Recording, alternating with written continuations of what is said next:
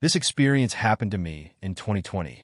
The world was shutting down because of COVID, and everyone was cooped up in their homes. Being an avid backpacker and camper, I used CO as an excuse to travel to different national parks and camp out in different places. One of those places was a creek in Rocky Mountain National Park, Colorado, without giving away my identity or revealing too much personal information. Let's just say something happened with my job back in 2019 that caused my reputation to kind of suffer a bit, and a good number of people despised me. I had to change apartments, get a new phone number, and eventually quit my job. The mistake I made caused a good number of people to lose a lot of money. So the underscore storm was expected. I just didn't know how far it would go. I was literally getting harassed by different random numbers for a while. Some texts were even threatening. I didn't know if they were from the same person or different people each time, but I considered the possibility that it was one person texting me from a bunch of different numbers. For a while it seemed to stop, and I was grateful that people seemed to lose interest or just move on. I wasn't working around this time. I was taking time to myself, hence another reason I was traveling around to different national parks. I drove the 3 hours to Rocky Mountain National Park, parked my truck, and started my hike up the trail to the creek. There was nobody else there, I'm sure.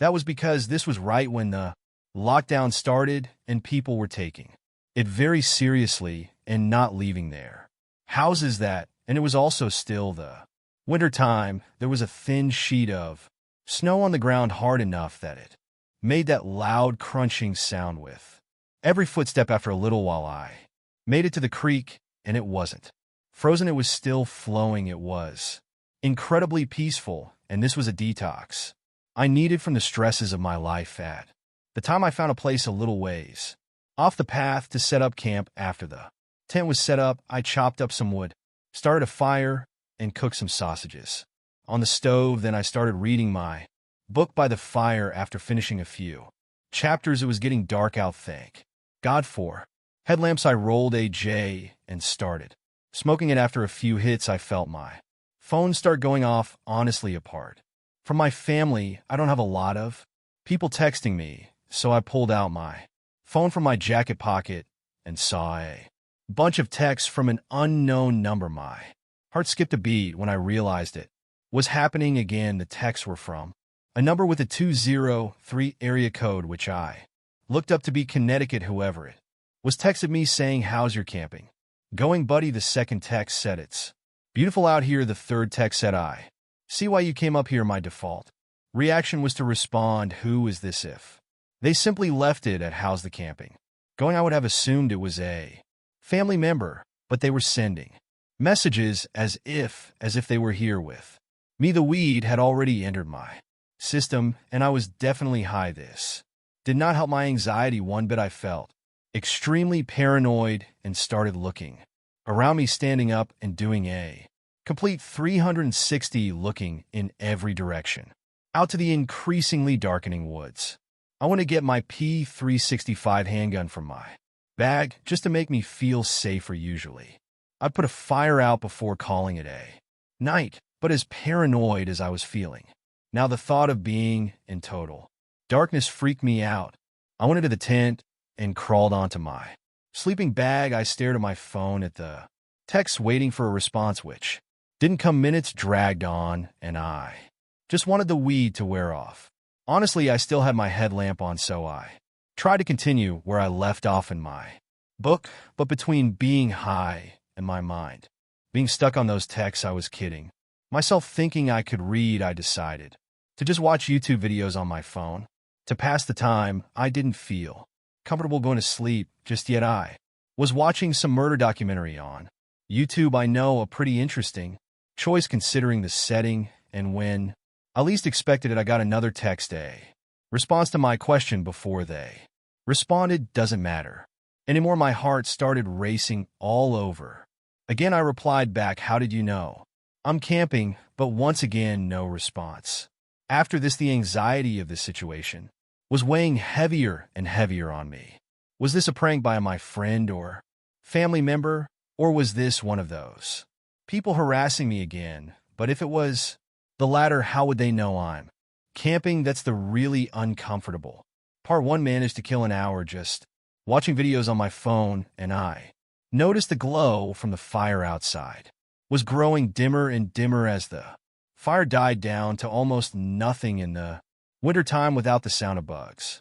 The woods are dead silent apart from wind on a windy night. The second the video would stop playing, the silence would become deafening. Usually I'd embrace the peace, but my peace was completely disturbed because of these texts. Something then broke the silence, the unmistakable sound of human footsteps in the snow. They approached my tent until they were only maybe 6 feet from outside the tent, and the footsteps stopped. I had the gun tightly gripped in my hand, ready to turn the safety off. There was suddenly a flash from outside. It looked like someone briefly shined a flashlight at the tent, where they took a picture. I had my answer soon enough. I heard the person walk away. Now, before their footsteps slowly faded out to silence, and as I expected to happen, in the back of my mind, my phone dinged and vibrated, and that number sent me a photo. The photo was of my tent following. That was a text that said, "Have a good night's sleep." I can't explain it, but suddenly it felt like I completely snapped out of the remainder of my high, and a bout of adrenaline and confidence overwhelmed me.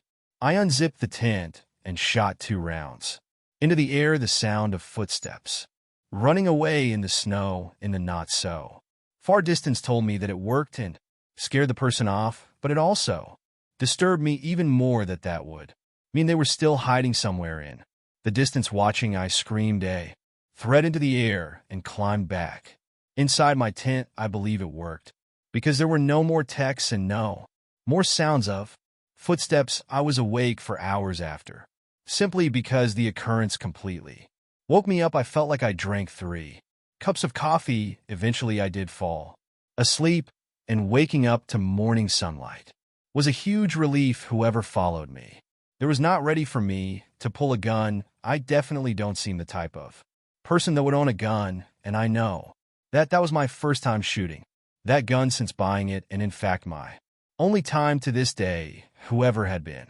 texting me, harassing me, and apparently stalking me apparently decided it back off when they found out I had a gun, because almost 5 years later now, and I haven't been bothered still. It was a nightmarish night, and I can't imagine how differently it might have turned out if I wasn't music armed. During my childhood, every year my family would have a tradition where we'd all go up to northern Michigan for a weekend in October. Our Uncle Jim used to own a 4-acre property up there. The house on the property could fit a lot of people, with 5 bedrooms and 3 bathrooms. 2 bedrooms were set up for my cousins and my siblings, so my brother and sister in one room, and our 4 cousins in another room. The other rooms were for all of our parents. My Uncle Jim has always been a big hunter and fisherman. He'd go on camping trips specifically for hunting all around the country. My dad has gone camping with him a few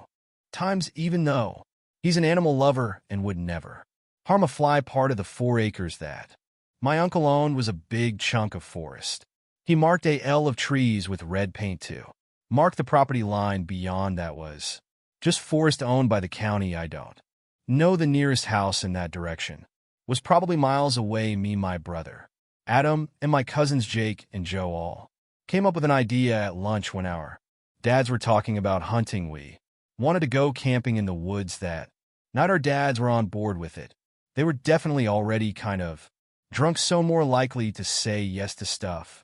Our moms weren't as on board, but they didn't directly say no, so my dad and Uncle Jim took the 4 of us into the woods with a tent. My girl cousins and sister were not involved in this. It was just us boys. They led us into the woods, and when Joey, the youngest of us, started complaining that it's too far, they started laughing. That's how our dads are when they're together, especially when they drink. They loved messing with us as kids. Speaking of ages, I'm oldest. At the time I was around 13. Adam and Jake were around 10, and Joe was around 9. We went beyond the property line, as there was this small clearing in the woods with a bunch of soft green mossy-looking stuff that my uncle referred to as deer beds.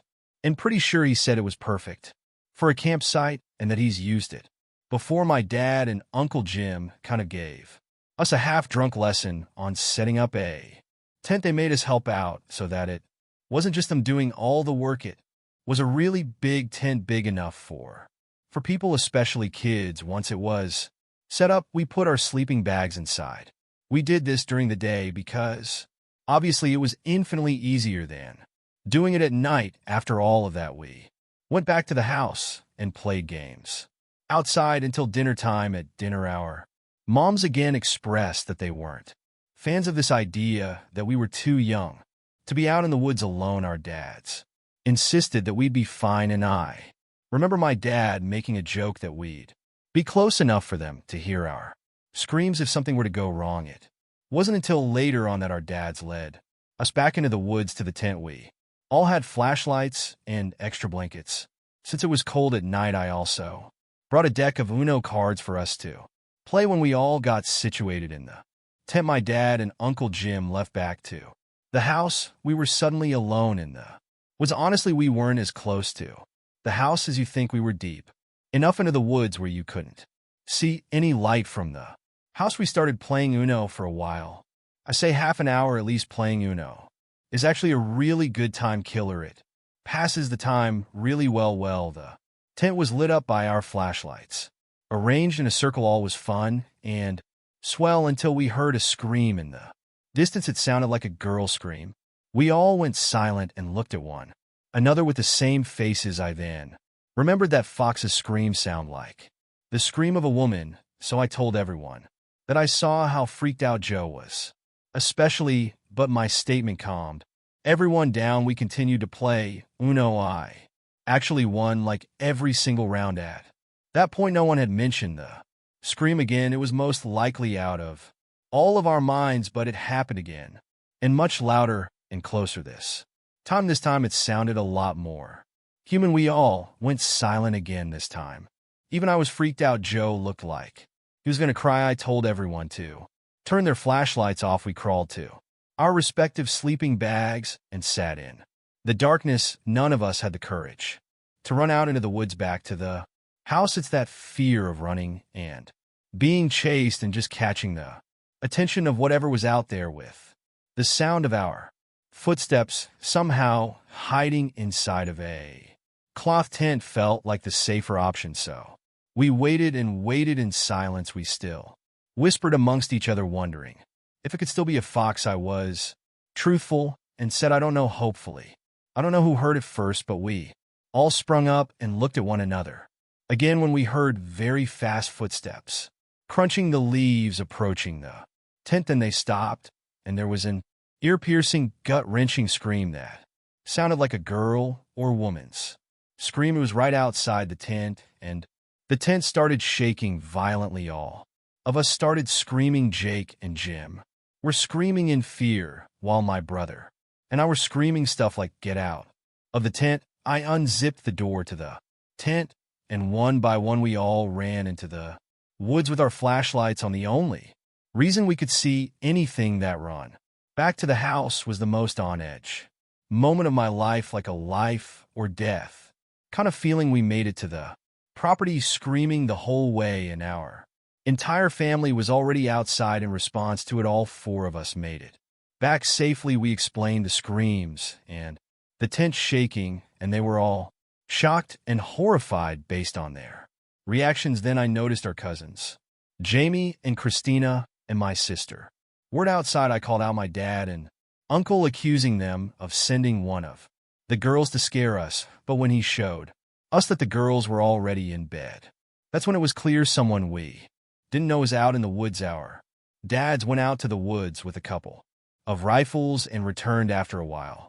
Having found nobody the next day, we all helped in bringing the tent and other stuff back to the house. Obviously, you can guess that that was a one and done thing. We never camped out in those woods again. How we didn't even play outside after dark anymore. What kid would after such an experience? My guess is as good as anybody's as to who was outside of our tent and why they were doing what they. Music Did what I'm about to tell you still leads me to question what is real and what's not. This happened to my dad and I. And even now, 2 years later, I get chills. Just thinking about it, I know how it sounds. If I were you, I wouldn't believe it either, but I swear to you every word is true. 2 years ago, my dad and I traveled to go camping at a spot out in the deep country. We enjoyed doing this, as it was often a very nice time to get away from real life. This place in particular was a nice spot, hiking trails.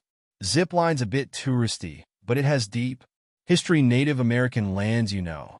First night there was perfect.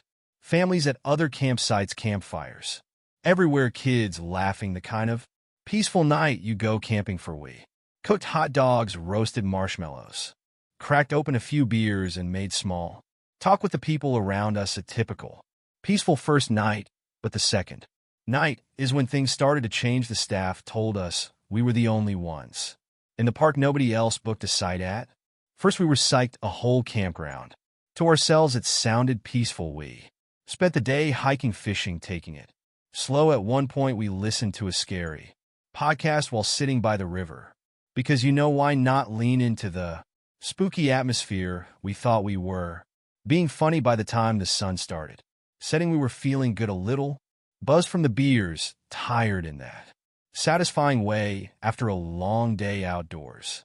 We decided to head to the park's information center to charge our phones and grab some snacks before it got too dark. The walk back to our campsite, that's when the unset in the woods felt different. The air was heavier. The sky had this weird tint like twilight.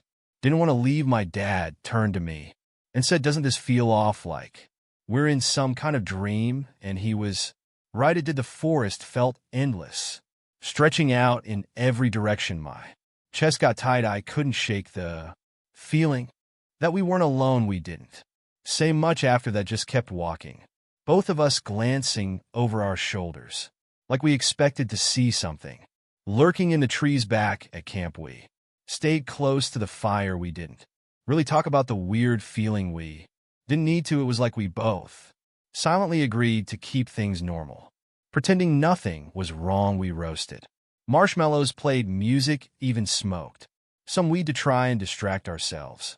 Not the typical father-son moment you would expect, but by the time the sun dipped below the trees, we could no longer see what was in front of us, except for the fire. That's when the uneasy feeling had grown into something worse. As we sat by the campfire and roasted some s'mores, I want to say at about 9 o'clock, we heard a noise. It was a bang, as if a tree fell. It came out of nowhere, loud and close. It echoed through the woods from the direction of the river, maybe 100 yards away. We grabbed our flashlights and pointed them toward the sound, but there was nothing, no movement, no glowing eyes, nothing. Bigfoot, we joked, nervous laugh slipping out, but neither of us believed it.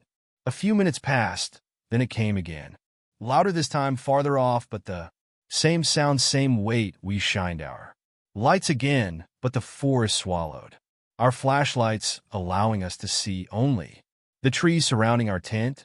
And then the third bang, closer. That's when the fear hit. Whatever it was moving toward us like it was circling the campsite. Then, not even before we were able to collect our thoughts, the fourth bang happens about 20 yards away, maybe less. That's when the real fear and adrenaline set in.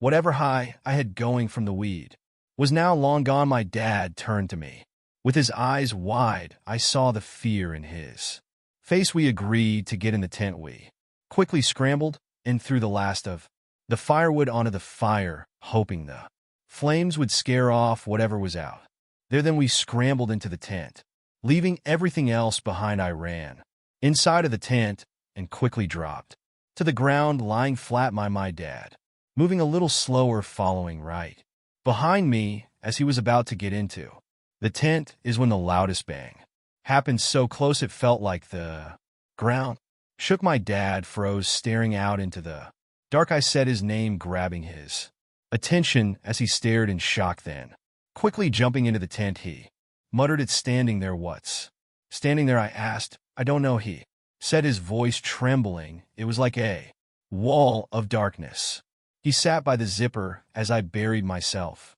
under my sleeping bag, trying to move as quietly as I could. He sat there, clutching the only weapon we had, a small knife, useless really, but it was all we had. Then came this vibration noise that is still hard to explain to this day. It started low like a hum, but it wasn't just sound. It filled the air. It was a feeling inside of us, making our chest tight. I've never felt anything like it. My dad whispered, "You hear that?" I couldn't answer. I just nodded, too scared to make a sound, with the feeling as if we were being hunted. This went on for about 5 minutes as we sat in silence, and then this other sound. It wasn't an animal, and it wasn't human. It was this guttural, alien-like noise, as I like to put it. Honestly, sounded like the Demogorgon from Stranger Things. Nothing I have ever heard before. We stayed frozen in that tent, too scared to breathe, too scared to move. I had this small mesh window right by where I was laying, but I refused to look outside of it, with the fear of being seen, just sitting there trying to control my breathing as my dad still sat there with the knife. And that's when the weirdest thing happened. In the middle of all the chaos, we just blacked out. Neither of us remember trying to fall asleep. My dad was still clutching the knife when we woke up, lying in the middle of the tent. I woke up on my back in a panic, as if something was standing over me. My first thought was to grab my phone to check the time, but it was dead. I asked my dad to check his dead too. Both had been fully charged the night before, making sure we had them working in case of an emergency. We stepped outside to pee as we stood 5 feet from the tent and peed back to back, still scared out of our minds. We saw that it was still pitch black outside. The air was cold and still. The food we left on the table completely untouched. The fire we'd stoked before diving into the tent burned down to ash, like it was never touched. Ed, the whole place felt wrong, like we shouldn't have been there. We waited the night out in the tent without saying much to each other, just trying to get some real sleep. We packed up in silence, not saying a word until we were in the car. When we finally talked about it, we realized we both felt the same thing that night. Watched and hunted, like something was waiting for us to slip up. We told my mom when we got back. She thought we were crazy, said maybe we got drugged or inhaled some weird gas, but it wasn't that. Whatever happened that night, it was real. We both experienced the same thing. To this day, we don't know what it was. We didn't see it, not fully, but my dad came closest. Whatever he saw, it wasn't human, and it wasn't natural. We never heard any similar story like ours. We haven't been back to that camping site since, or even gone camping since. I don't think we ever will.